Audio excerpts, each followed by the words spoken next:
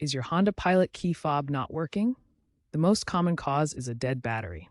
First, try using the physical key to unlock your car. If that works, it's likely the fob battery. To open the fob, you'll need a small flathead screwdriver or a plastic pry tool. Locate the keyring slot or seam on the side of the fob. Insert the tool and gently twist to separate the two halves. If it's stuck, apply gentle heat from a hairdryer for a few seconds to soften any adhesive, but avoid excessive force to prevent damage. Be careful not to scratch the plastic casing. Now that the fob is open, carefully remove the old battery.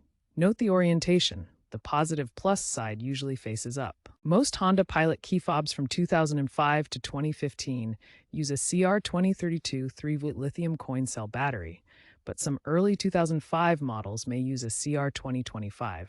Replace it with a new battery of the correct type, ensuring it's seated properly.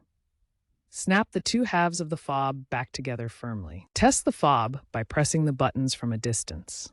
If it still doesn't work, double-check the battery polarity and try a fresh battery. If problems persist, inspect the battery contacts for corrosion or bends. Clean gently with a pencil eraser.